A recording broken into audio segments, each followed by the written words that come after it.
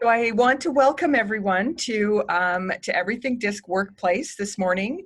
We have Peggy and Sandi who are going to go through the whole process with us. Marcie is here as our technical support. Her and I will be answering in the chat. This webinar is broken down into, I think is it 4 sections, Peggy? I think three sections. 3 sections. So if you could possibly hold your questions until the end of each section, and then Peggy and Sandi will let us know that they are able to take questions at that time. So if you can put all of your questions into the chat as well, we'll sort of keep track as we go along. And they are actually going to introduce themselves. So I'm going to pass it over to Peggy and Sandi. And I know we can't give them a big round of applause, but in your head, give them a big round of applause. Welcome. Thank you so much for sharing with us today. Okay, we can hear that. Thank you, guys. So thank you for joining us. I know that people have been doing webinars for a while. However, this is my first one, and I believe it's also Sandi's, and Marcie's got the most experience here.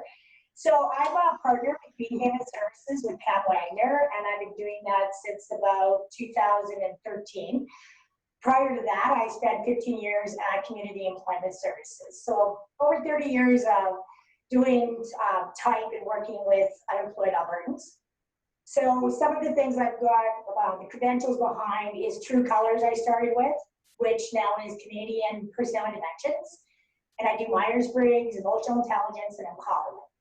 So they're all either traits or observable characteristics or type tests. So well, hopefully we can give you some good information today.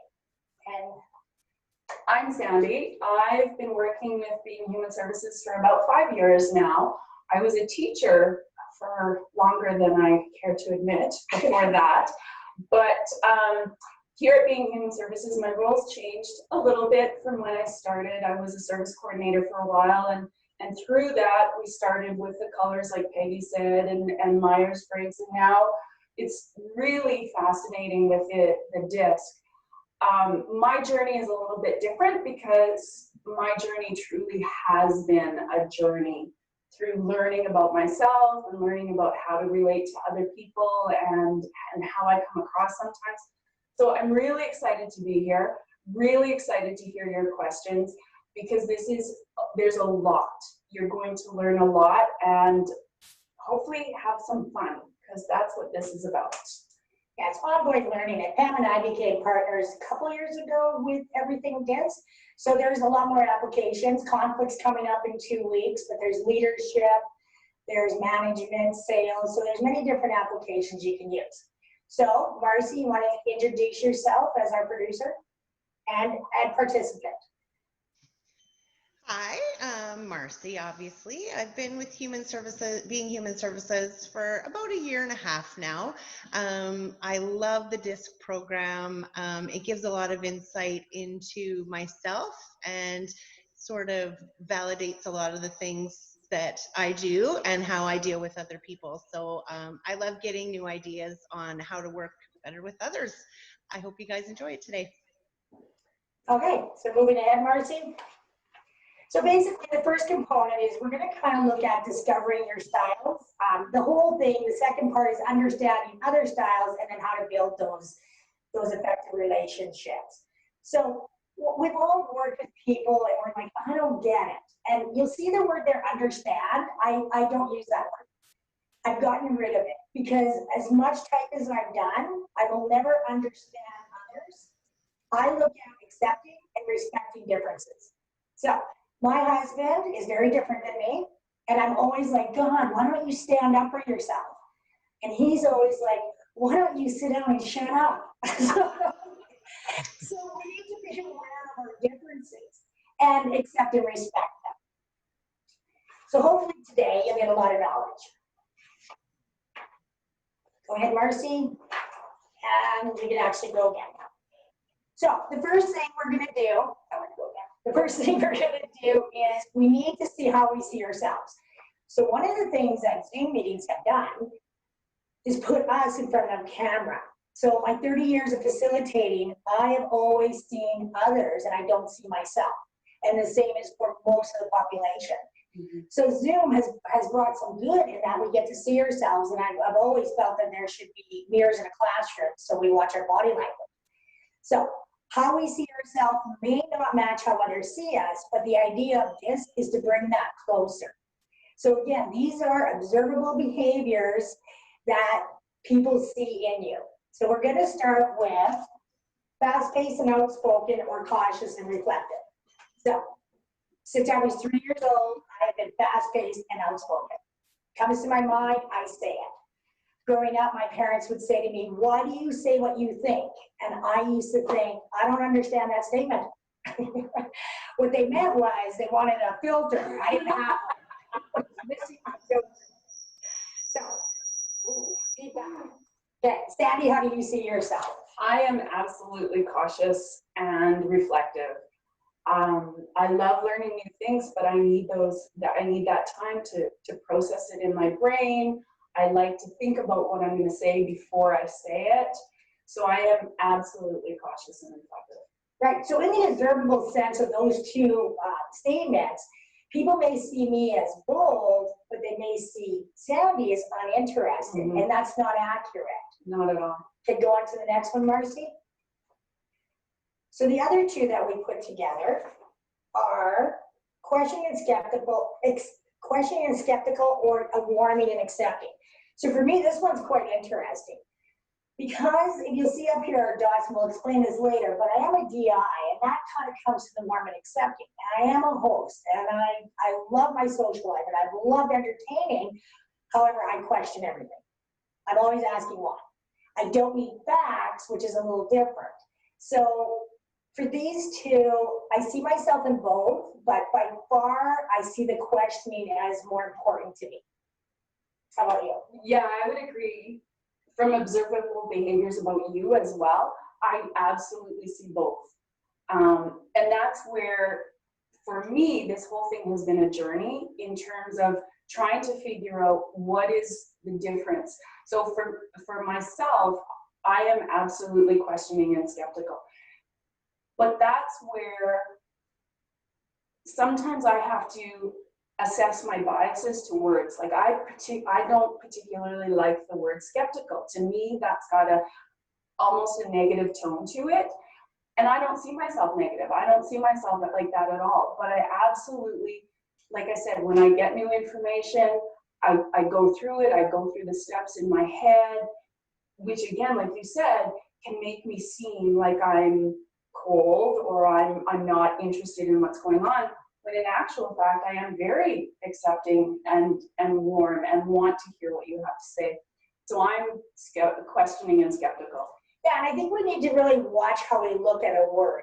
Again, growing up, the word outspoken made me become defensive and angry.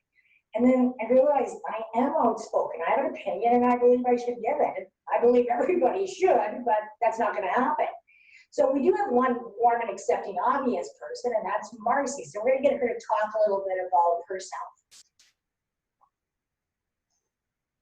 As far as being warm and accepting, I think I am. I always like to get along with everyone and do my best to make everyone feel included. Yeah, and we see that. People who walk in the door, very warm and very accepting, Marcie is. Okay, so we have those four, and now we're going to kind of put them into groupings. So go ahead, Marcie.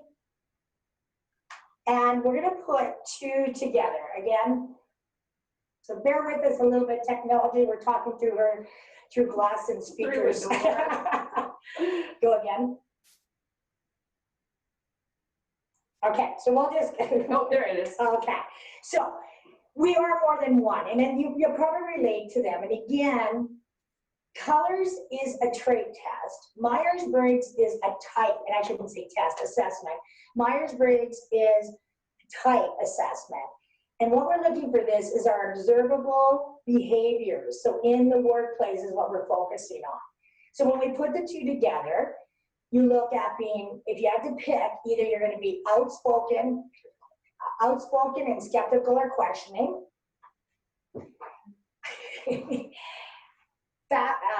Outspoken, warm and accepting. Warm and accepting are cautious and reflective.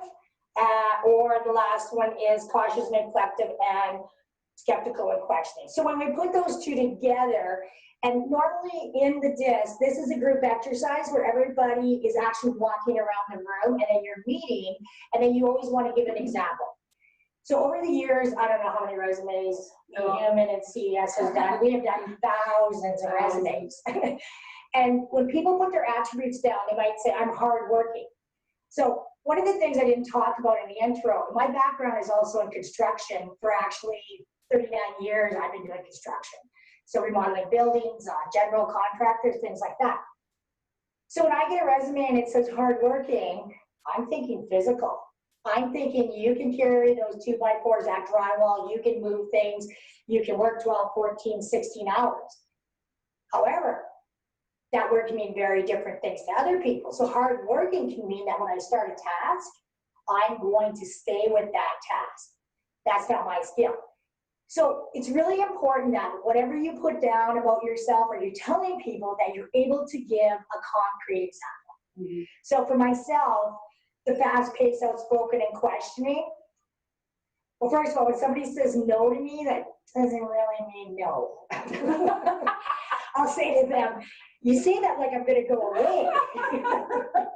I need more information.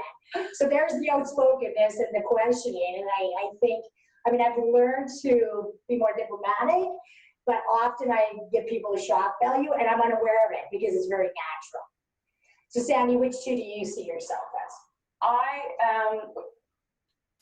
I would say that cautious and reflective and questioning and skeptical. And again, like, it's one of those things, oftentimes when Peggy and I work together, whether it's here in the office or privately or whatever, Peggy will come in and she'll say, do this, and you know, she's got all these things, and I'll sit back and I'll think about it, and sometimes I'll make quick decisions, and sometimes it'll take me some time, and then I'll go, yeah, we should cut those trees down because I see her vision, but I have to go through that process in my head. Whereas Peggy's like, yeah, let's just do it, and you know, it's right now. Get the cutters. That's right. And so we've learned, Peggy's learned from me that, you know what, Sandi, we just sometimes have to give her some time, and then other times I just jump right in. But I'm definitely cautious and reflective, questioning and skeptical. Yeah, I refer to myself as the freight train. I'm coming in like a freight train. I got all these ideas, and she's like, whoa, let me get off the track. Wait. Marcie, where do you see yourself? Definitely fast-paced and outspoken, and warm and accepting as well. When Peggy comes in like a freight train, I climb on board. So where are we going? What are we doing? Let's do it. So I enjoy that too. So, and warm and accepting, same thing. It's important for me to have good relationships with people. So when I'm being outspoken, I try and do it in a nice way. Outspoken people try to do it in a nice way. Yeah, and that's the importance of having different types on a team, because yeah, Marcie and I, our train's just running, but we don't have anybody in the background looking at the facts, slowing us down, taking care of the detail, then we're not going to move ahead good. So that's why the best teams are really a mix of everybody. Absolutely. Yeah. Absolutely. And like you said at the beginning, it's appreciating those differences. Yeah. So, and as I've gotten more familiar with this and with the staff here, if I want something done, I know who to go to. I know if I need something fast, it's this person or this person, or I know that if I want to talk to somebody else, I may have to give them some time, talk about it, things like that. So yeah, having a team, a well-rounded team in terms of this type of thing is super important. Important, and it does create more conflict, but good conflict gets to the best decisions. Okay, so what we're going to do, move on there. Marcie, please. So basically, you're going to learn about everything DiSC map, what this means. We pointed it out. Then we're going to show you what the priorities are for each type and the similar things and the differences. Before we do that, though, you might notice we have on these, my need is that's what it says, my need is. And that's the idea behind DiSC, is that what does yours say? Marcie, what does yours say, Marcie? No. Enthusiasm? Ah. And mine is action, and yours is? Mine is challenge. And as soon as this is over, mine is happy hour. Okay, so we've got a short little video which really describes everything DiSC well. So we'll take a minute and we'll put the video on. And we hope it works well. Yes. Cross our fingers. Ooh, there we go.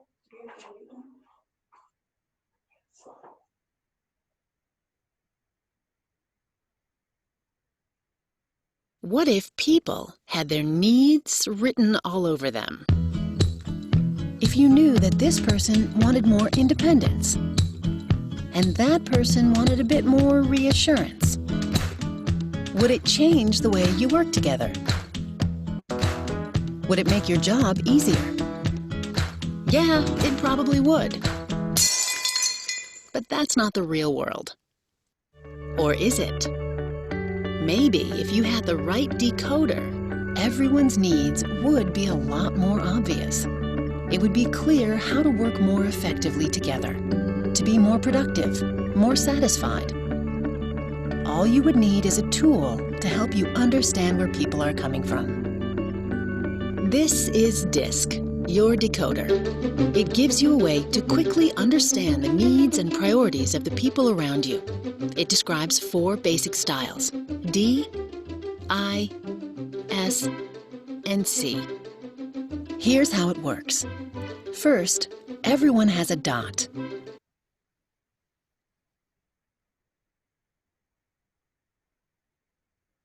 That dot tells you your DiSC style. For instance, if you have a D, or dominant style, you probably drive toward results, insist on immediate action, and challenge the status quo. Most likely, other people with the D style share your priorities, even though you might butt heads from time to time. Different styles may find this same D approach to be blunt, intimidating, or insensitive. If you have an I, or influence style, you probably approach work with enthusiasm, enjoy collaboration, and take quick action. Others with the I style probably find your energy exciting, even if the two of you are a little too optimistic at times. Different styles may find this sort of liveliness and fast pace to be sloppy or reckless. Or you may have an S, or steadiness style, which means you like to support people, maintain stability, and enjoy collaboration. People with the S style will probably appreciate your patient and easygoing nature, even if that means there's little sense of urgency. Different styles might see you as overly accommodating or indecisive. And finally, if you have a C, or conscientiousness style, you probably focus on accuracy. Use your logic to challenge ideas and seek stability to ensure consistent outcomes. Others with the C style will like that you prioritize getting things right, even if the two of you can get bogged down in analysis. But for people with different styles, this cautious pace may feel dry, sapping their natural energy. Now, in the real world, it's not always that simple. Your dot can be between 2 styles, such as in the area between I and S, and you can have 4 or even 5 priorities. For example, in addition to collaboration, enthusiasm, and support, you might also share the priority of accuracy with your C coworkers. The point is, even though you need to recognize your own DiSC style, you also need to know where the people you work with are coming from. Whether you're simply connecting with others, solving problems, or working through conflict, you'll have to stretch from time to time. And using DiSC as a guide, you'll have a better sense of when and why that sort of adapting is so crucial to not only your success, but the success of everyone in your workplace.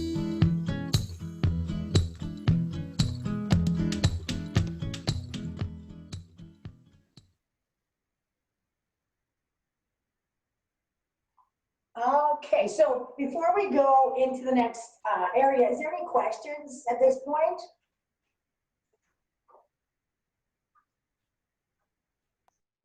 Marcie's.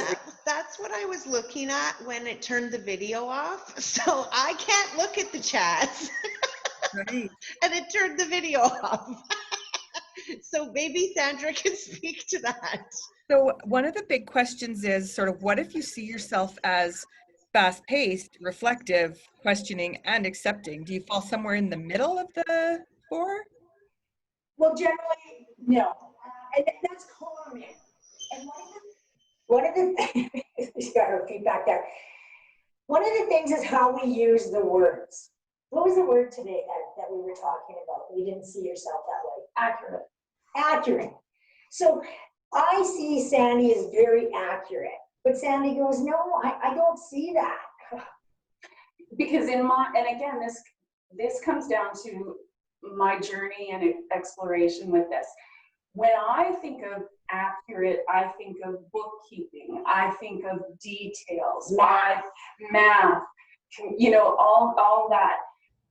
Now, without offending anyone, to me that's boring. But when I speak, when I write a proposal, when I facilitate a class, I want to know that what I'm saying is right. So in that respect, I am very accurate. I think it's really important too to recognize the difference between an attribute and a skill. Because one of the things that all of us need to do is in our workplace, we have to use all of these things at some point. We need to be successful, but that doesn't mean that it's your natural tendency, right? Yes, yeah, absolutely. So again, you know, when I did colors, I came out orange blue. And then I'm like, oh no, I'm not that nice. After I watched other people that way. So really, one of the most valuable part of these tools is to be in rooms with others, so you see their differences. So I do not consider myself a helper. You know, I tell my husband, there's home care, there's we care, now there's nurses next door, but there's no Peggy care. And I'm saying that, on the other hand, I must have painted 50 houses for free for friends. I will help you move. I will help you cut down your trees. I will do all that hands-on.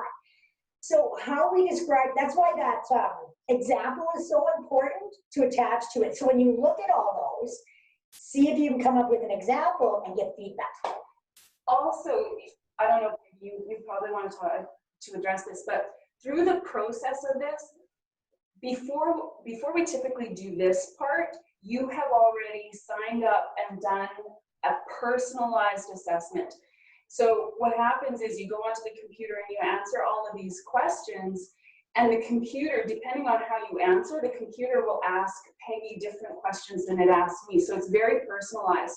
And then at the end of that, before we get together, or when we get together, you are actually physically given a 23-page document on your personal profile. And so it helps you, that profile helps you identify, because people are absolutely right. You can see yourselves in everything, but the actual profile really nails it down. And when you're reading them, it's actually amazing sometimes when you go, holy cow, that's perfect. I never thought of it that way. I never saw that in myself, but it's 100% correct.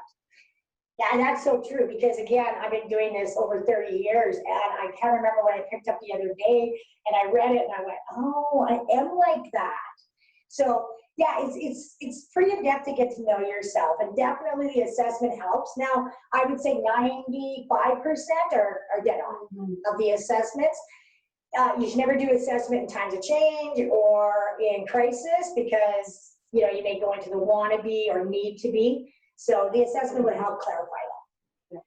Can you put Marcie, maybe you can do this. Can you put the link to the assessment in the chat? Yeah, we said we would send everybody a sample one as well as on Being Human's site, our website, we have sample assessments of all of the ones we do. Okay, perfect. I'll make sure to send it to you as well, Sandra, after. And I'll put it into the thank you emails so that everybody knows where they can get it. Perfect. It gives a good insight on what you're getting in the booklet, really. Right. Someone else is asking if they will be allowed to have a copy of your slides. Well, that's a little toughy one because it is owned by Wiley. So can we discuss that after? Because that was kind of my concern with Wiley owning it. We're partners, so. For sure. And then the last question I have is, can any dominant color also be a D, I, S, or C? Different assessments, right? That's like the orange, blue, green one. Are they? Does it fit into colors? It doesn't really fit into colors. If you put it into colors, it slants. So yes, it's very difficult to do that. With all my experience in colors, I find it hard. So I kind of just let that go and again, look at the observable characteristics because in Myers-Briggs and colors, to me, it's much clearer. So there are the same characteristics you'll have, you know, as an orange, I'm action and fast paced. As a green, I love knowledge and learning. Yeah. So the characteristics should be the same, but if you laid a map of colors over this, it would not fit this way. Perfect. Thank you. That's all the questions we had. So you guys can go ahead and continue on. Questions. Yes. And truthfully, this type of topic needs questions. So I really encourage you, please send them in. And if we don't have time today, I know that we'll try our best to answer and things like that. But yeah, those questions are wonderful. She's my marketer. Perfect. Okay. Move ahead, Marcie. Slides.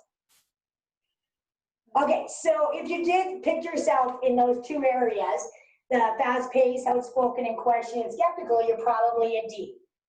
If you picked warm and accepting and cautious and reflective, or sorry, fast-paced and outspoken and warm and accepting, you're probably an I. If you're warm and accepting and cautious and reflective, that'll be the S. And if you pick cautious, reflective, and questioning and skeptical, that is the C.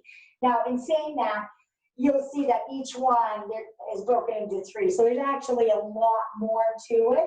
We're just going to kind of stick with today the 4 because of the environment we're in. Mm-hmm. Okay, Marcie. So, did we tell them what the D and the I is? I'm there. Oh, okay.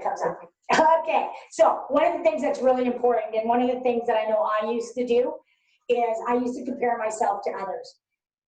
And if you're going to compare yourself to others, make sure you're comparing yourself to somebody who's like you.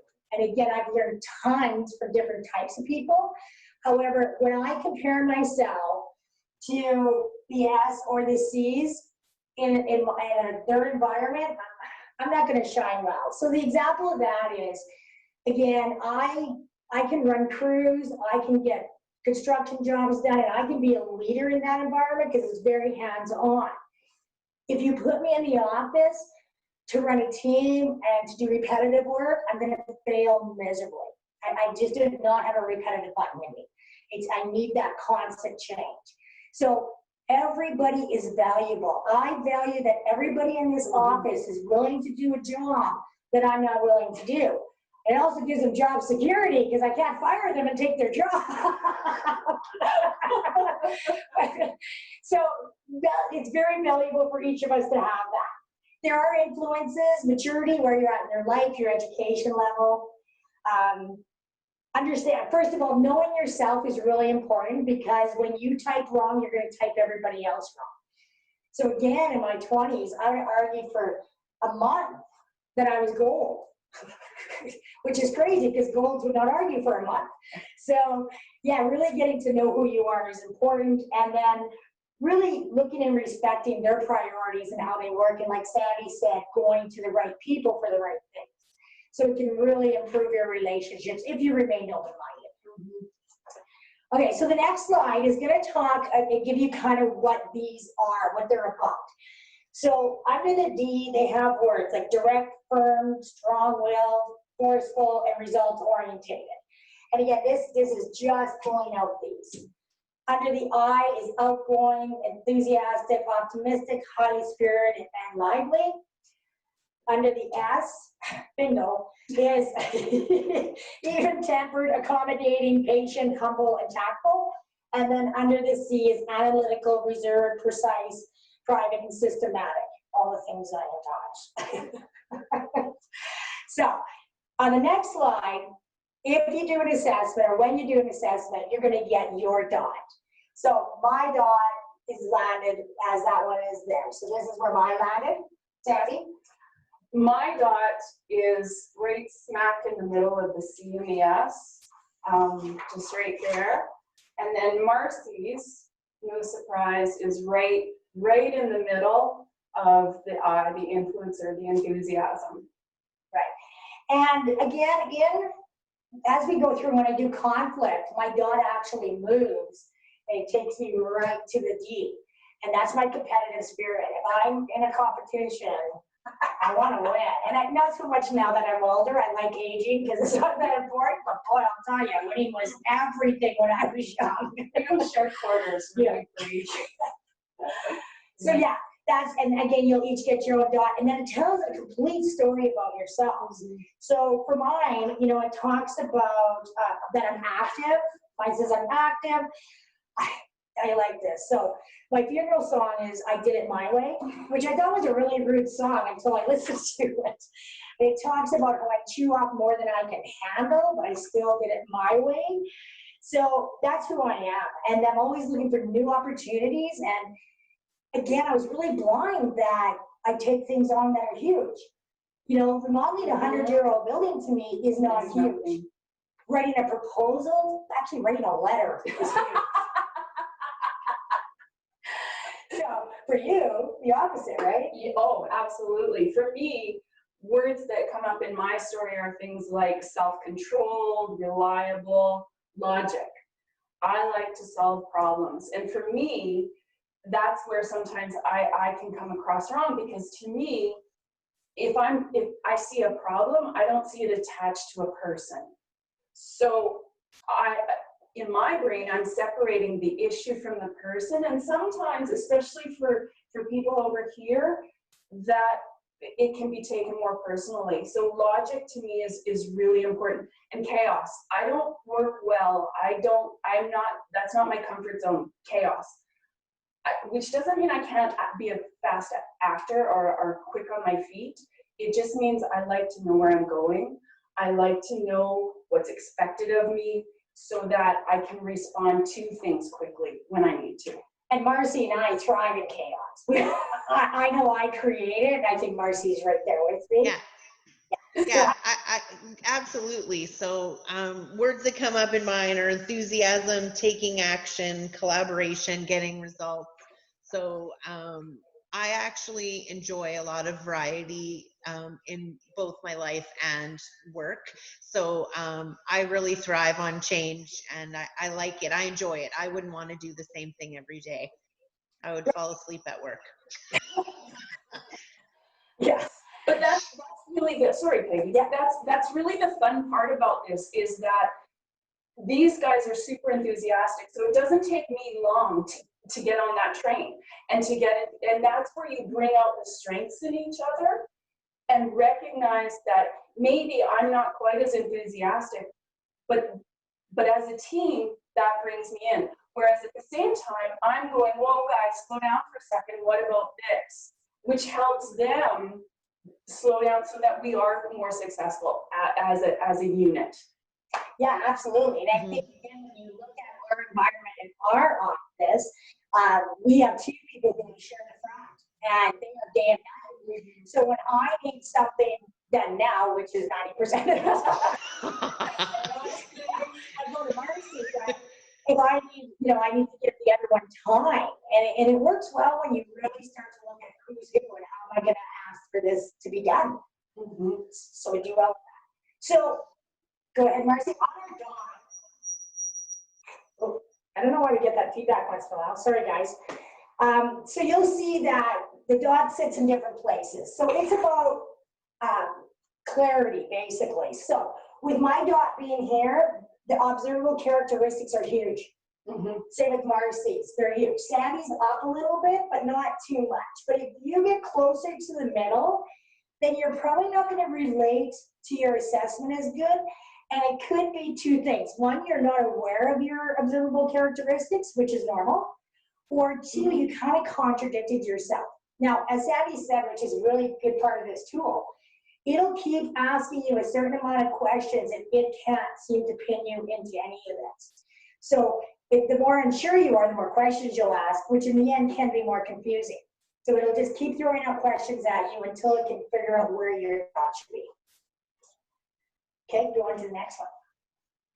So what DiSC does is it shows us what our priorities are. And we can have up to 5, but we basically usually have 3 priorities. And these are the words that go around or which are the priorities. So again, for myself, my priorities are results, action, and enthusiasm. So you can see why I don't sit in an office. I don't really sit much at all. Sandi, what are your priorities? Well, where my dot is right here is accuracy, stability, and support. But again, like we were talking, one thing, my little pin here is challenge. That's really important to me. And again, I guess that goes back to when we do these assessments and how well we know ourselves, because this truly has been a personal growth thing for me.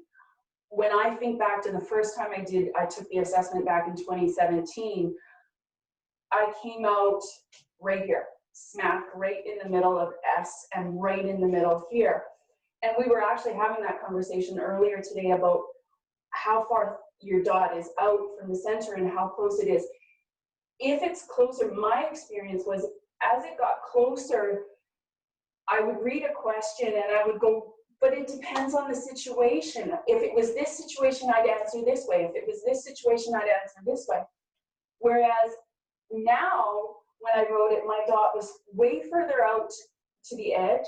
It's because as soon as I saw a situation, I knew instantly how I would react, or more than I did before. So again, challenge is huge for me. That's a massive priority. Share a couple Yeah, things? absolutely. So, she's also very private, so I need to ask that. Marcie and I don't have a private bone in our body. It's like that. So when Sandi, didn't really see this, again, and this is that observable characteristic, the challenge, she did her university in French, and she's from a small town in Saskatchewan that doesn't speak French. I was like, are you kidding me? Like, what a challenge. She's also an amazing artist, which probably most staff doesn't even know. And she took a challenge and did this pencil thing. Like, it's amazing. But again, because you're private, we don't see that. Mm-hmm. Sometimes our most obvious characteristics are blind to us completely because we're so natural in them. Mm-hmm. So what were your priorities, Marcie? My priorities are enthusiasm, action, and collaboration. I think mine's pretty bang on. I like a project, I know we do a lot of policies and procedures here, but that is outside of my wheelhouse. And that's Snoresville for me. But we have excellent people to do that that are very good with those detail-oriented long-term projects. That is definitely outside of my wheelhouse. So I like things that I can do hands-on. Dealing with clients and things, those when they come in and they have the needs is totally your comfort zone. And those sort of instant, I need boots for work, and you organize it, and so yeah, absolutely, I see those in you. Yeah, I like instant gratification. Me too. You want a commitment? I'm yours till 11:30. So some people will have a tail that'll come out, and you'll see on I'm not sure if it's your right or your left, but my right, there's a tail. So what that tail is could be something you've developed that isn't normally in your type. So I actually have a tail in collaboration. And again, when I was young, it was my way or the highway.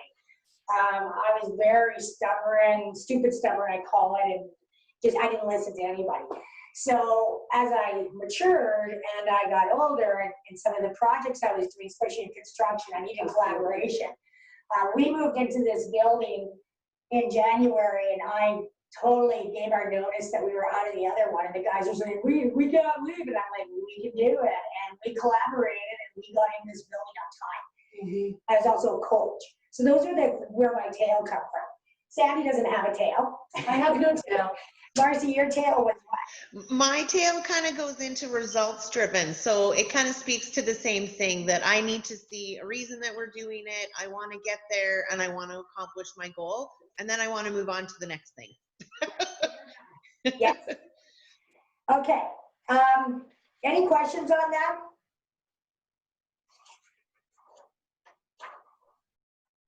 No? Okay, so is there Sandy?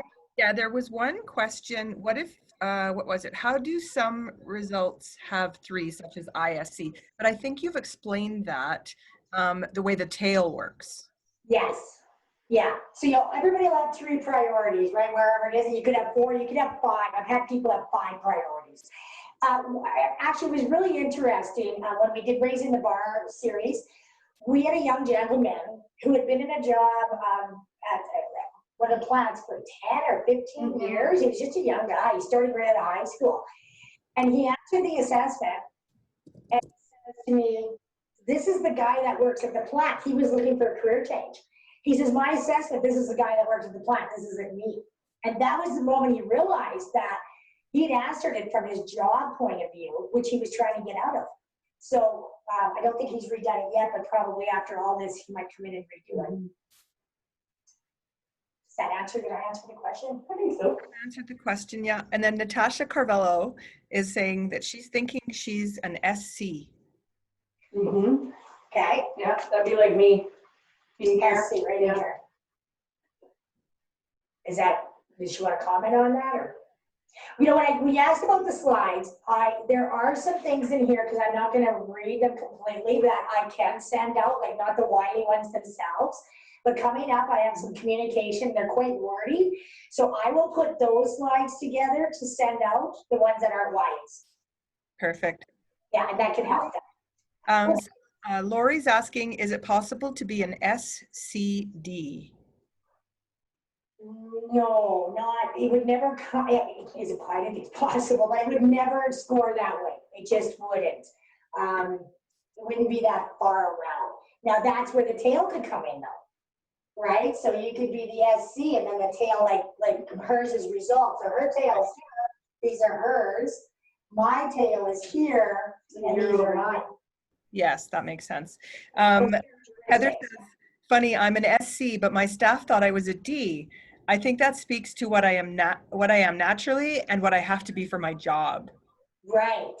Absolutely. Yeah, and really the magic in this tool is if you and your staff get to know yourself well, you're putting people into the right job. So, and I'm not kidding, when I go to write something, Pam is my partner, is an amazing wordsmith, so is Sandy.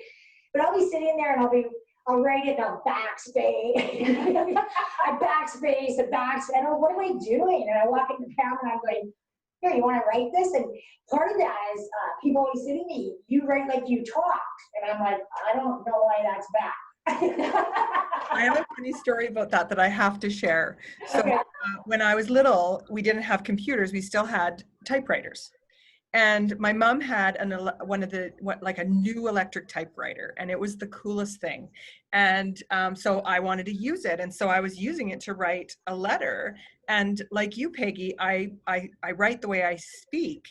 And so I used the entire eraser tape the very first time I used it. Yes. Yeah, they were not friendly to us at all, those old ones. Too funny. Yeah, I'm just kind of like, okay, I do, but I don't know what to do about it. So yeah, so by going to the right person, and I catch myself, and one of the reasons I catch myself doing tasks I don't like, because we have this belief if I don't like it, nobody likes it. That's not true. Everybody likes some certain task. It's crazy what they like. And it's interesting too, because even within tasks, there's subtasks. So like Marcie and I, we were helping Marcie's son actually do a resume. He was applying for a position and stuff. And Marcie came to me and asked me if I would help write the cover letter, because that's not that's not her skill set. She wrote a killer resume. Killer, that's right. Bam, bam, bam.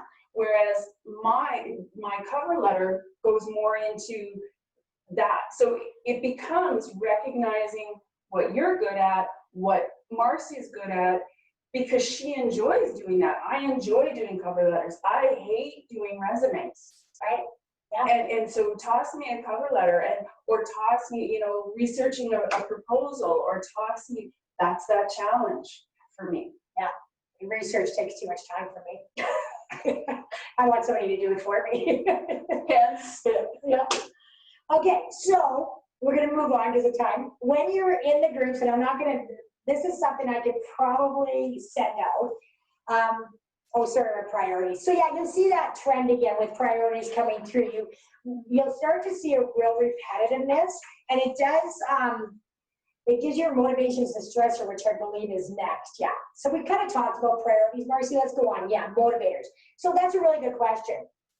What motivates people? And boy, we're in a time of change where we've had to figure things out. So my self-isolation started early March, and so I did some remodeling, and then I just started to get totally unmotivated because action, challenge, you know, that's what motivates me as a D. So for each of us, it's different, and when you can really find what motivates you and then try to go after it, it makes it a lot easier. I'm trying to look for the PowerPoint on the wall. So for D's, it's that challenging and winning. For I's, it's approval, excitement, enthusiasm. For S's, it's stability, traditions, acceptance. And for C's, it's precision, high standards, clearing expectations. So again, sometimes I hear people go, lack of common sense. We all have a different common sense. And that again is really good. We have different strengths and we think differently. So again, when you're thinking, well, I hate this job, why would anybody want to do it? Really look around the room and say, wow, that person might be great at it. Mm-hmm. And again, we don't really know sometimes until we try. Okay, so the next thing that comes up, Marcie. Marcie got pulled away. Hard to get pulled away. So stressors. One of the things too, when I teach all my classes, and I never really know if anybody agrees with me or not, I think it's more important to know your weaknesses than your strengths. Because when I was younger again, I kept thinking I wanted to do things and they were my weaknesses.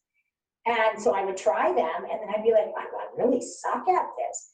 So I had to get used to realizing that I don't have a long-term attention span. Everything I do needs a start and an end. So both of my careers, the construction, and get her done, get out. Facilitating classes, and get her done and get out. That's where I'm happiest working. And that's what my strength area is. I used to try to take on longer term tasks, like I tried to do surveys once. Oh my God. There's just some things that I should never do. And I think it's true for everyone. So looking at the stresses of each type. So having my authority challenge when I have an idea. And again, I've gotten better at handling the people over that, but it still can frustrate me. Keeping my opinion to myself. You want to torture me? Yeah, don't let me give my opinion. Make me sit there, and I actually sit on my hands when I can't. She's not kidding. I've seen it. Sit on your hands, sit on your hands. And having a little independence. And that again, I'm talking about the D. Do you want to talk about, I'll do the S as well. So for the S's, I've worked with a lot of companies with a huge amount of S's in. And one of the things that was really interesting was the one guy said, I don't mind speaking my opinion, but I want to know people support me. So what we did is we came up with a 8 timer and we put it in the middle of the table.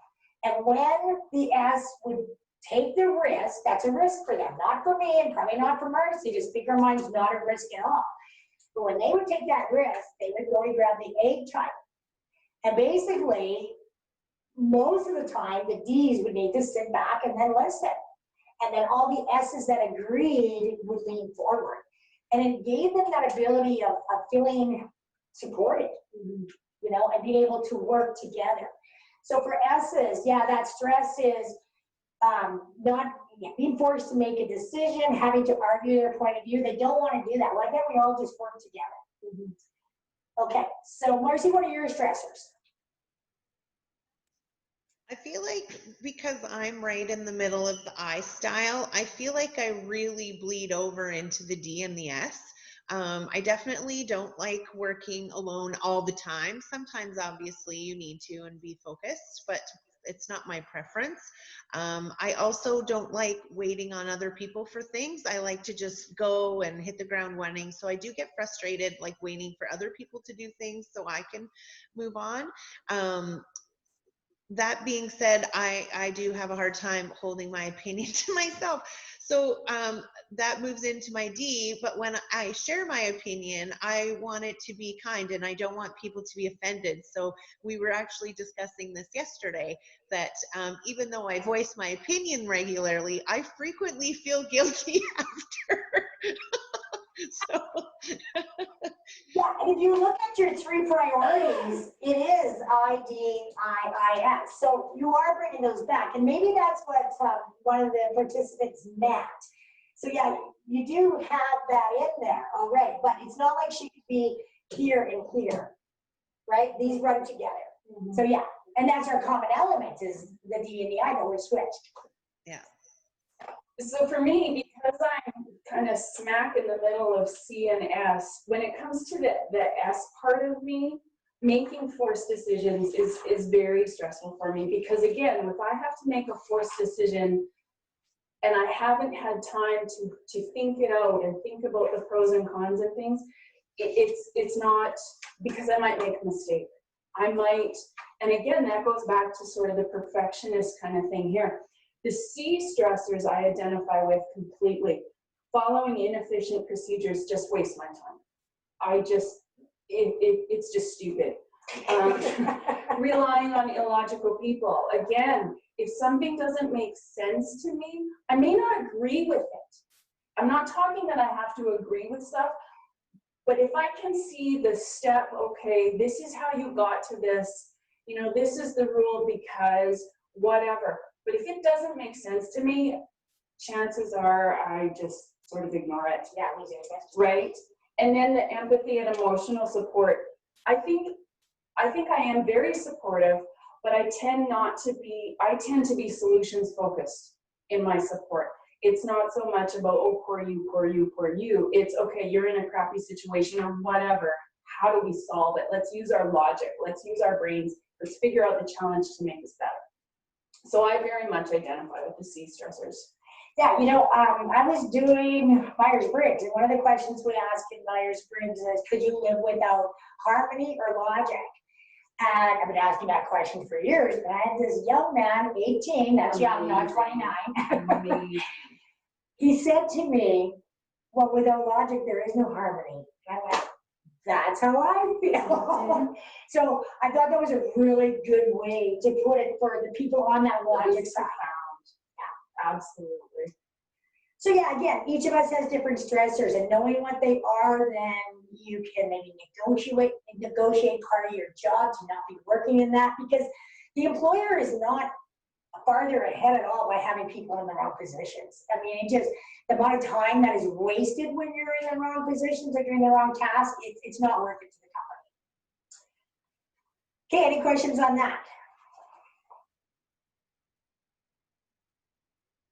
Sandra or Marcie, anything? I don't see any, but I do see a lot of aha light bulbs going off in the chat. It's quite funny. Yeah, it's been good. The chat's quite fun. That happens a lot, Sandra. When you're reading through it, you're like, yes, no, that's super true. It really validates your feelings on how you do things and interact with people. It does, and it gives you that light bulb of, oh, that's why I see the world that way, or whatever it might be. Yeah, exactly. Very It's cool. interesting because one time my daughter, she went through a similar thing with us, and it really made a difference between our relationship, because she saw me, she understood me, because again, those observable behaviors, right? When I am quiet, I'm very engaged, but I'm in my own head. But my daughter perceived that as not being interested or being sad. Yeah. Oftentimes she thought I was sad. So the more you understand yourself, it makes a difference in the workplace, in your family. It really is profound. Yeah, you can laugh at yourself too. You Absolutely. catch yourself in that Yeah. behavior. You're like, I just did that. Didn't I? I wasn't going to do that anymore. Yeah. Okay, so one of the exercises again when we're in is a day in a life. And I'm not going to obviously read everything. We're going to pull up some slides and we'll give you some pieces out of it. So each of the groups go in and basically this is a really big important piece because once we're in our groups now, we look at, well, what are my contributions to the workplace? And everybody gives something to the workplace. One of the greatest fears, and I think often that's in the blind spot, that people don't see other people's fears. Mhm.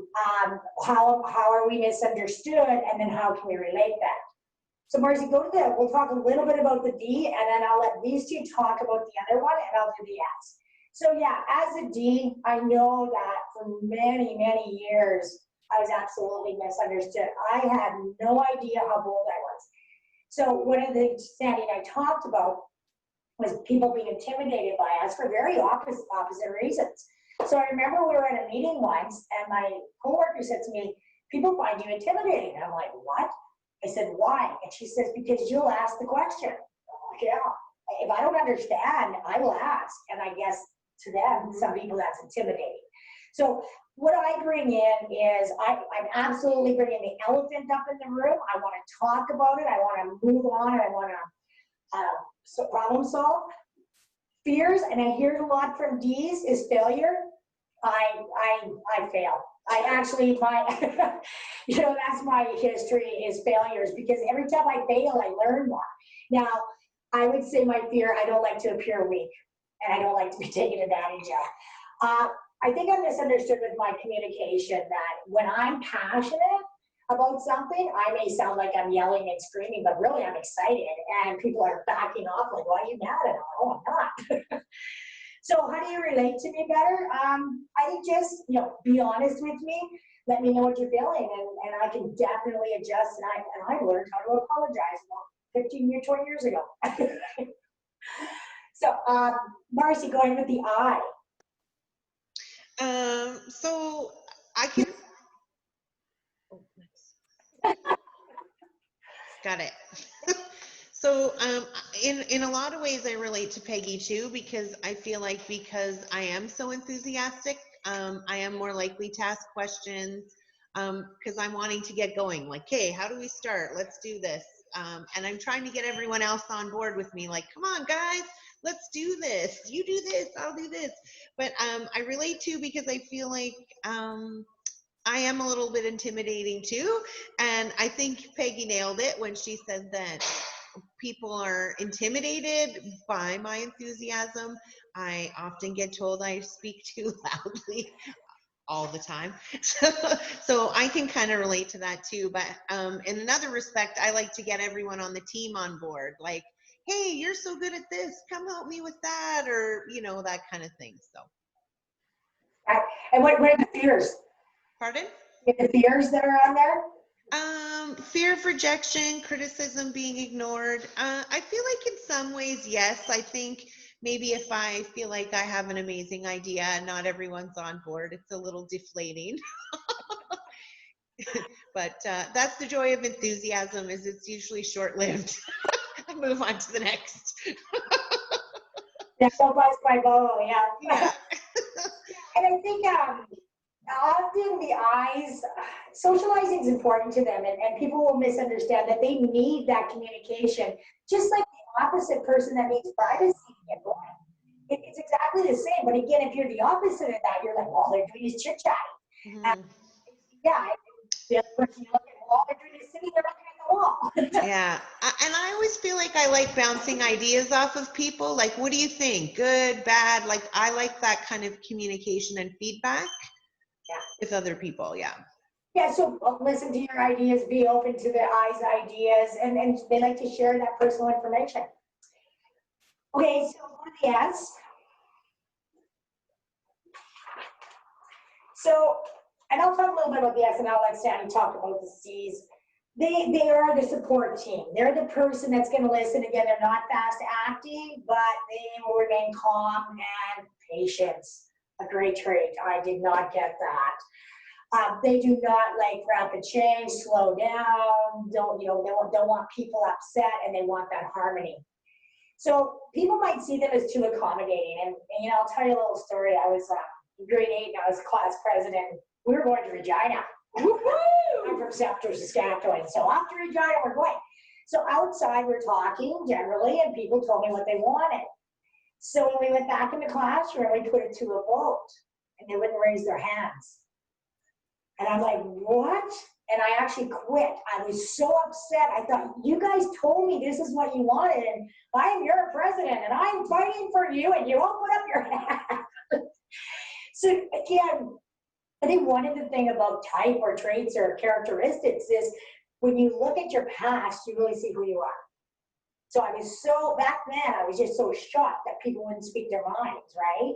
So now again, I wouldn't ask these people to do that anymore.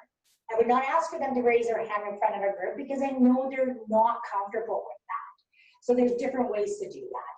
So yeah, avoid changing last minute things with them, avoid pushing them to stand up and be that person. Mm-hmm. And again, that's why we have other people to do that, right?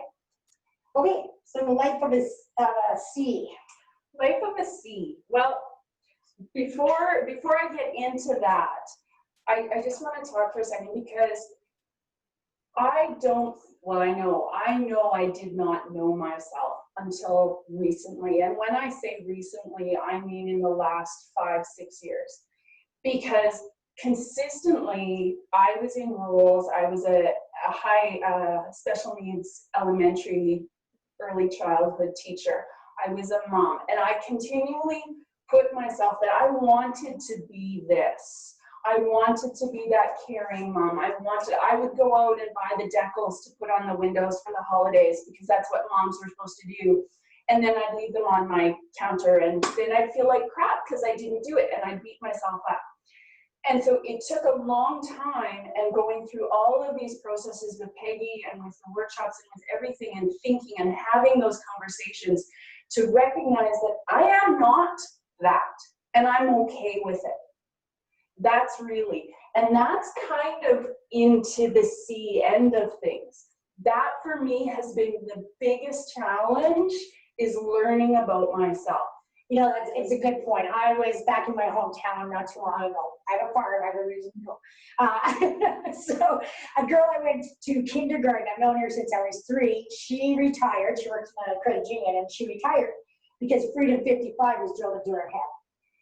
After she retired, she literally lost herself. And I'd done work with them. I'd done colors, and I'd done Myers-Briggs with them. And she says to me, do you know I was 57 years old before I got to know myself? And I went, yeah. Mm-hmm. She did 30 years in a job, doing the same thing, and didn't need to look in the mirror. Life was just what you did every day. It is amazing after empty nest or a job change that we all of a sudden, COVID, who am I? And what do I want? And that I do that in empowerment. Who am I and what do I want? So really getting to know that. Absolutely. So now, like I said, as I've gotten to know myself more as a C, there are definitely things. I am very logical. Truly, I am. I like those steps. To me, questioning ideas is fun. That's, it's learning, it's challenging. But with that, the one that really strikes home with me is the reserved nature interpreted as arrogance or dislike. Yeah. To me, that one, I really identify with that because, and again, Peggy and I, before this webinar, we were talking about intimidation because I said to her, oftentimes I'm told consistently through my life that you're intimidating. And in my head, I'm going, what are you talking about? Like, I'm the most, I love people. I love getting to know. I'll ask so many questions because I'm very private. I may not give you the answers unless you directly ask me, but I want to know. And so it becomes that, why am I intimidating? It's because I come across a certain way. My fears, absolutely, being wrong. And it's not so much being wrong, it's being perceived as being wrong. Because I'm really okay with making mistakes. Again, that's learning. That's the challenge. That's how you do it. But I don't want to be seen as being illogical. Right. Yeah, because we're all doing different things, right? That's right. Yeah. I don't want to be. And again, in my brain, I equate, and if I offend anyone, I apologize. In my brain, I equate being too emotional with being illogical, which is a challenge, which is why, again, that's one of my weaknesses. So that's why I want to learn more and more, how do I change how I react to that? Because it doesn't necessarily mean because somebody's out there that they're being illogical. And I get that. And one of the things is that I learned again, I was in a class where I learned it, seeing kindness as a weakness. And I know I used to do that. I used to see it as a weakness. And then I realized, well, somebody needs to be kind. Not me, but somebody. But it's not. It's what they give. And those are the caregivers. And those are the ones who are willing to do things I'm not willing to do. So, yeah, recognizing again that, God, if we were all the same, we'd all want to do the same things. We're appreciating that differences. And again, I've really learned that. So, yeah, what phrase can be? Yeah, like all the light bulbs. Yeah. Yeah. Okay, any questions on that one?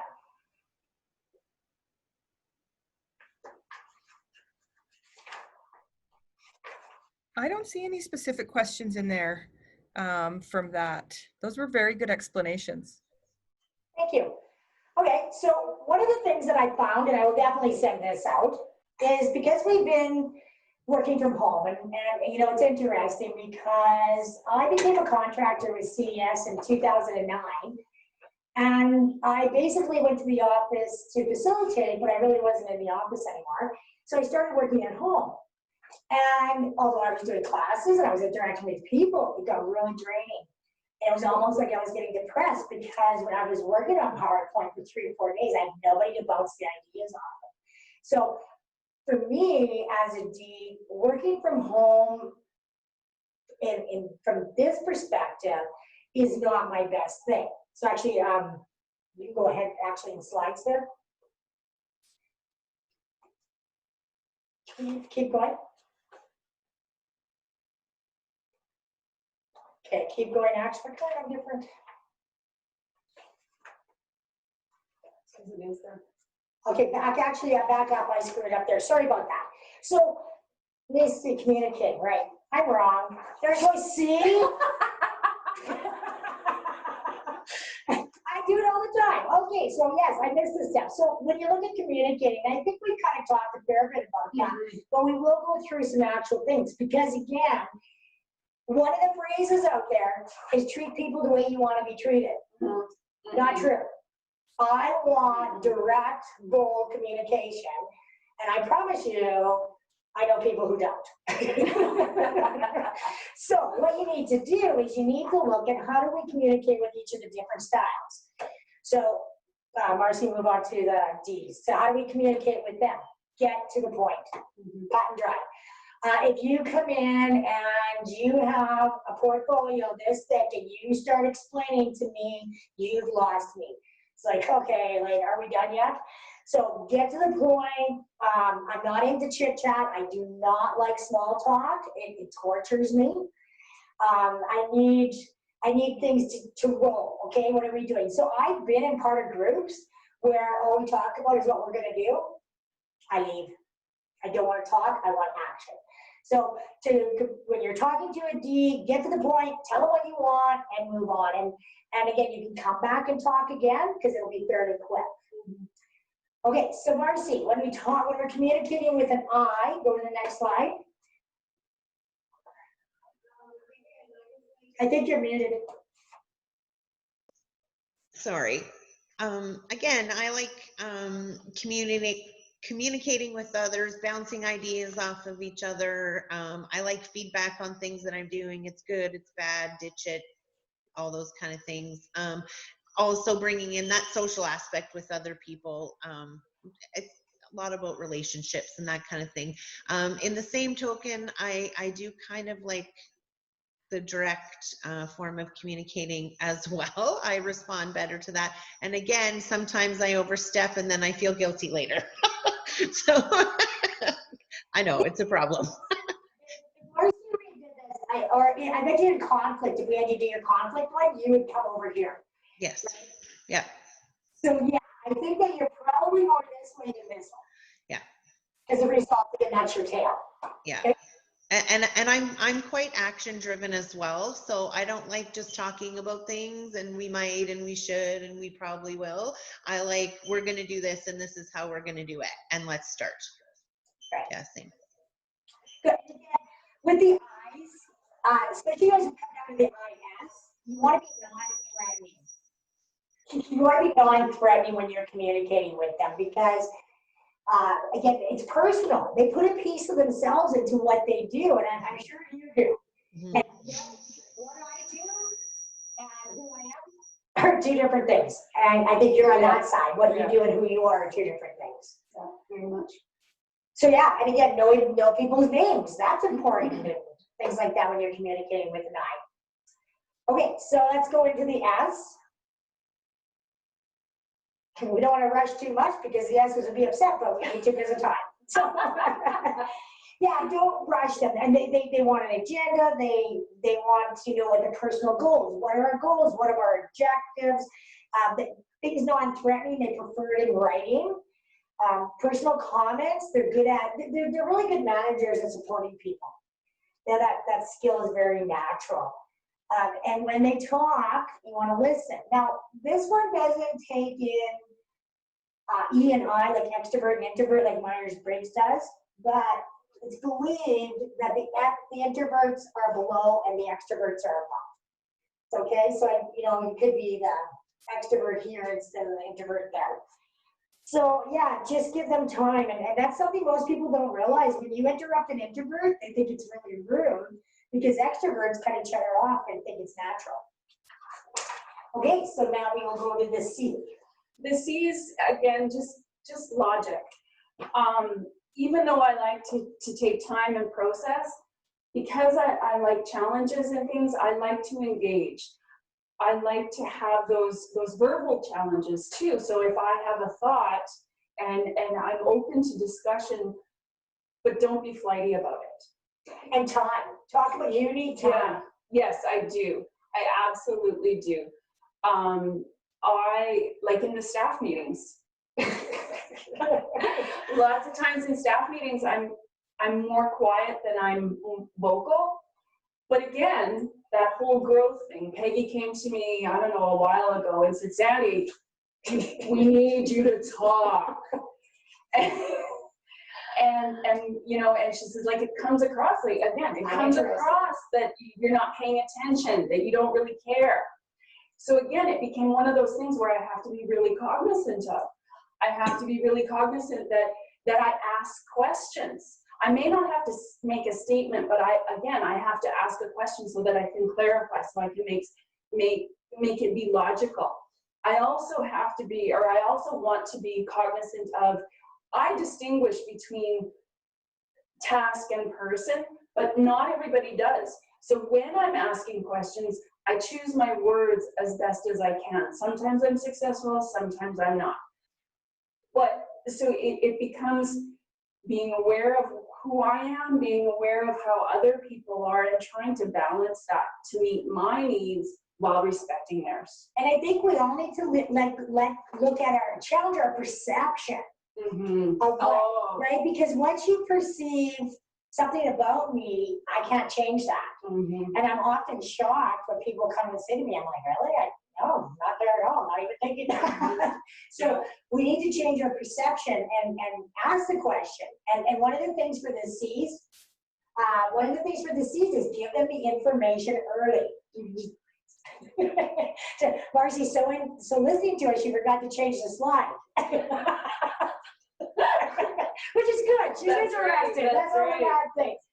So yeah, look at your perception of how you see others, and it is a chore to change your natural reaction, and you shouldn't try to do it all the time. But if you're struggling with a coworker, the two of you need to sit down, talk about this stuff. Of course, take the training from us, then have those conversations, and the growth can be tremendous. But yeah, anytime I want any information from a C or in that meeting, I should be able to give it to them early so they can think about it. And again, my partner, when I come with my bold ideas, it's nope. And I told her that years ago because she was my boss for like many years. And I said, do you know you always say no to me? But I know in a week she'll come back. So I used to say, don't say no, just say no. So that works well. Okay, so the last piece is how your style from working from home. So I shared my story there about how it got really depressing for me. I like, in this environment, I want a team that I can be innovative with because I'm an idea person. So I want to have those discussions. I want that excitement. Now, I'm a total extrovert, but in construction, I like to work alone. And I think the main reason of that is because I get asked so many questions when I'm running a project that I don't get any work done if I'm working with others. So there I prefer to work alone, but then I want to meet them on the break, on the coffee breaks. Okay, let's sit down, it's break time, right? So there's always a reason why it's that way. So go ahead, Marcie, to the next slide. And this will tell you about the D's. And again, I really thought working from home would be great. And part of it was, but it's not really my thing. So if I want to get something done, I want to get it done now. I will need to ask what needs to be done to be successful at home. How do people see that? Again, trying new tools is okay. But my challenge is I'll take shortcuts. Oh yeah, let's just do this, or I got something else. I don't sit long. So when I'm working at home and then I see laundry and then I see the dishes and then I see all the dirt, I end up cleaning. Have to clean. Yeah, I mean, I do put my books together for my bookkeeper at the end of the month, and you wouldn't believe how many dirty things I find. It's like, just do it. And my son says to me, Mom, it's not difficult. I'm like, I know it's not difficult. I'm just not interested. There's a difference. So how about you, Marcie, for work? And again, we're not talking working from home. We're talking about some companies looking at, okay, everybody's going to go home and work now because we've done it and it's working and it's cheaper. So you really want to find out from your workers what that's like for them. So go ahead. Yeah, I mean, I definitely thrive working with other people on a long-term basis. Working alone would not be my jam at all. I need that human interaction. I need people to bounce ideas off of. It stresses me out when I'm trying to do something or gather information, and particularly in this day and age, people are very busy and they got all sorts of things going on, even outside of work, and it's really hard. It takes longer for people to get back to you, and then it really frustrates me if I'm waiting on someone else to move forward with some of the things that I do. And I prefer to just try and be really focused with what I'm doing. And if I'm at home, I would probably do those same things all the time too. Like I need to be like, close the door and just sort of, be at work, if you will. But I like to, sometimes I tend to move ahead with things without maybe hashing out the details a little bit. So again, when I'm with other people, that can help rein that in a bit. Yeah, absolutely. And it doesn't mean we can't do it. And it's, for Marcie, when you do need to do something that's very entailed on the computer, then you go home part-time. And that's good. I think that's good for all of us. And I've always believed in that. When I used to be at CES too, and I had a PowerPoint to do, I would eventually, spend all my day chatting and then go home and work. Right. And I find I'm in that situation a lot too. So sometimes when I have a project that I need to power down on, yes, remove me from the people. Okay, we've got the S style. Well, first of all, the S's are going to complete what they start. So they're really good at that, but they're not going to be able to collaborate. So that gets a little hard. Working alone isn't stressful for them, but they're unlikely to get distracted. They're able to do that. This is what needs to be done. This is what we're going to do. The challenge will be for them not being able to collaborate, not to be able to have, again, that personal level of being with people, and having other demands, because again, they like things to be structured and organized. So when you're working at home, you know, it doesn't happen that way. And for me, I'm a fairly social house. And I'd say to my friends, I'm working, and then they'd sit down and go, so how's it been? I'd be like, what you doing? I was like, okay, I guess I'm not working. So, okay, and for the C, working. So the C's, I tend to be really independent. So I can sort of isolate and go into my office or go home and sort of not worry about the world around me. So that part is okay. Where I struggle with, again, is this whole sense of challenge, because I need someone or something to challenge me. So if it's a task, that's fine. But truthfully, to be at home all day, every day to work wouldn't fill my needs either, because of that piece. Also because miscommunication. I can be fact oriented, and if you're emailing or texting or whatever, it can come across even more cold and even more aggressive, I guess, maybe in some respects. I think mine come across aggressive, yours can come across cold. Yeah, you know, so that's a challenge for me working at home. Whereas here, when you're seeing somebody's facial expressions, I can quickly read if somebody is taking what I'm saying a little bit not the way I'm meaning it. So I can, oh no, what I mean is. Whereas at home, you can't do that. Yeah, I think that people need to, you know, consider, yeah, there could be some savings, but I know for our business that it would not be ideal. We're too innovative, and we're not innovative when we're not together. All right, so moving on, and we're actually just gonna go by the next slide. So I would have conversations about who wants to, and some do, some really enjoy it. So when you're building the relationships with others, and we'll talk about again, so these are the dominant styles, the high D. So Marcie, go ahead to the next slide. Sorry, I look at my screen. So the thermal characters are on the left, characteristics on the left. So if they want to win, you know, show them how to win, show reasonability with their logic, skip some details. Again, you know, if there's too many details, you'll lose their attention. Compliment them when they're done. Let them take the lead with parameters, of course, but I'm much better if I have a lead role, and that's where your D probably comes in too, than if I'm under a lot of rules. I just get frustrated when I am stifled. Yeah. And I need routine. Yeah. I am just, you know, it's interesting because I did buy an old building, but I kept with apartments in it. And I just thought, like, my gosh, do I want this? Because it was so routine. So I had to change how I did that business. Okay, and due to time, we'll go ahead with Marcie next. Pull up the I.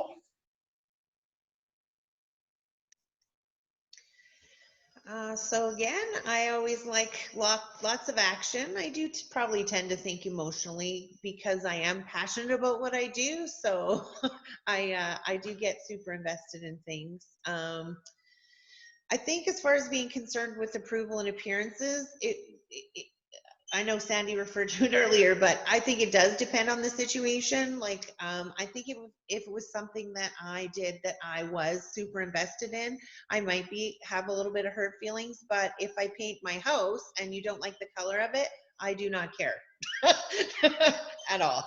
So I think yeah. So I do like change all the time. I like the variety of things. For me, I don't want a routine. I do like things to be different and change things up all the time. So yeah.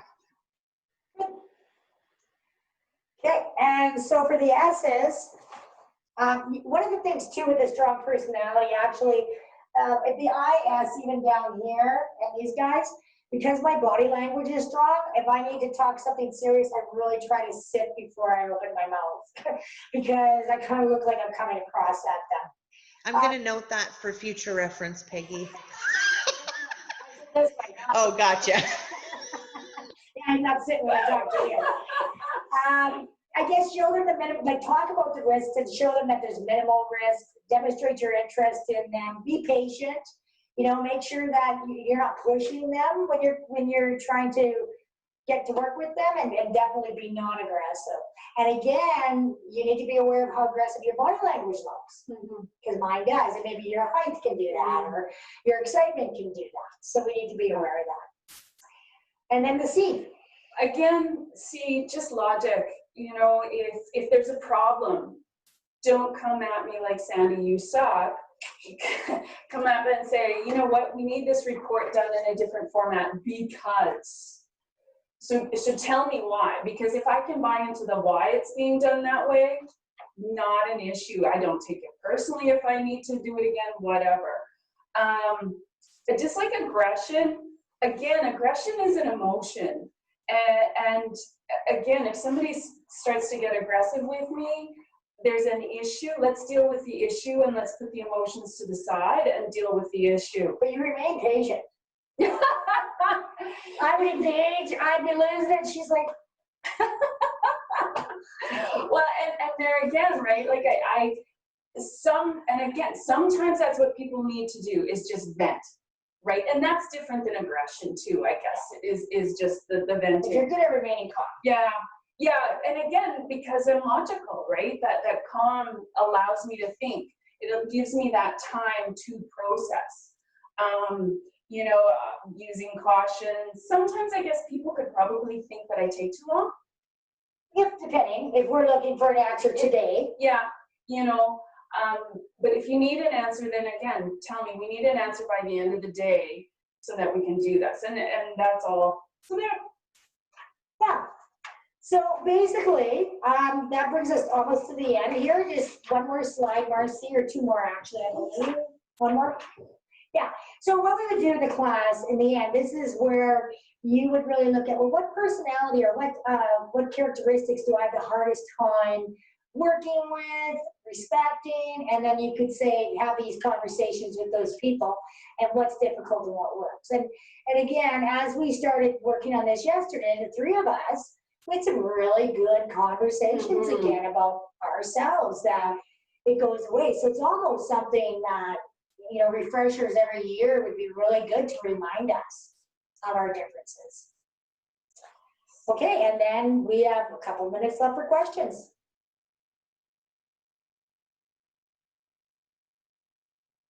Sandra, you still there? Did we put you to sleep? Okay, Marcie, you got any chat there? Are we frozen? No, I think one thing too is this DiSC has different applications. There's different, like there's DiSC for leaders, there's DiSC for sales. So each time you fill in a different assessment and it will deal with, like for leadership example, I came out, well, yeah, this is kind of where I came out. For leadership. Yeah, for leadership, right? Because my role as a leader is a little bit different. So it's asking different questions, so it's really interesting to see my workplace assessment and profile compared to my leadership assessment and profile and the conflict one. So this tool has different applications, and depending on what people need, they're all valuable. But yeah. We've done combination training where we've done leadership. There's 363-degree feedback. Now, one thing Wiley is looking at doing is being able to take your original results to roll it over into other assessments, which is a really cost savings for that. Massive. So yeah, we definitely come out to companies and work, and we are believing that down the road we'll have more work with the chamber in the series that we're going to do, where you do the assessment and then you come as a group. But always best to be with your team. Absolutely. Most valuable. Yeah. Sorry about that, ladies. I had a phone call that I had to take while you were just ending up there. I apologize. There is a question from Lori, though, and she's wondering, is there also a difference between workplace and personal? So, yeah, I think that would be how you answer the questions. Now, for me, after this amount of time, my assessments are pretty accurate and they're pretty honest. However, there's always a facade we might use. I guess the best example is when I'm on a construction site, how I talk, and when I come in here. The language is very different. Yeah, so, I think too, like, I don't think it's so much different because these are your natural tendencies. So when I think about myself as a parent, when my kids were little and they would do something, I would try to teach them the logic. Well, why did you make that decision? Why? Because that's my tendency. That's how I think. So I think that these things tend to carry over. It's just that we're looking at them from a workplace perspective. But that's actually one of the things that we're in the process of developing, is doing some of this stuff, not so much DiSC because it's specific, but like the colors for families and for friends and things like that, because it really, as a color, I'm a green. Green is very knowledge, green is very, which kind of corresponds to this. So it does carry over, but not mirrored, not, you know, so I think the tendencies tend to be the same no matter what. You just have to have different skills. yeah, I think if you're really honest with yourself, again, I've been outspoken since I was 3. I always wanted to run my life. I don't like to be told what to do. I mean, I came back from the States, so I was self-isolating early. And once the isolation was over, well, I didn't go anywhere because I really don't Everybody go else was anywhere. isolated. Well, not even that, but I don't go anywhere, but I don't like to be told. And that's right across the board, but I probably manage it better in an office environment. So I think it's pretty true to who you are. It should be. All right, well, I don't see any other questions. I did see a lot of praise though, ladies. There was a lot of people who really enjoyed your discussion today and all of your examples and your very funny style. And so I really want to thank you for putting this on for us today. Thank you. There are people still asking about some slides, and Marcie, you're going to provide me with the link so that people can do the DiSC assessment through their workplaces if they choose to. And Sandra, you have the email, so I can send them out to everyone after I have too. all the emails, absolutely. Yep, you bet. You can send them out, and so lots of thank yous. Really, really fun. Yeah. I'll be promoting the next one, which is how you use your DiSC profile for sales and No, actually colors. We're using colors for that one. colors for that one. Okay, perfect. And so I'll be Excellent. promoting that here this week, and hopefully we'll get a bunch of people in that one because I'm going to guess it's probably pretty spectacular as well. Thanks. So they can do the assessment individually if they want. Like they can, they'll be provided with an email. They can just pay us either by e-transfer or however they like, and then they can do it and get it themselves. And that's okay too, but always better in a group. I really want to encourage people, if you have any questions at all, pick up the phone, give us a call. Peggy's kind of, ask for me, Sandy, you know, because again, the nice part about these tools is we can help you in whatever environment you're needing it in. And so yeah, if you have any questions, Sandy at Being Human Services, SANDI at beinghumanservices.ca. And that'll be on there. The phone number, yeah, just, you know, even if you go home and you go tomorrow and you think, crap, I wonder about this, send us a text. Oh, happy hour. A little early. Happy hour somewhere. Okay, thanks guys. All right, Thank you. bye. Everybody for coming. 5 minutes over.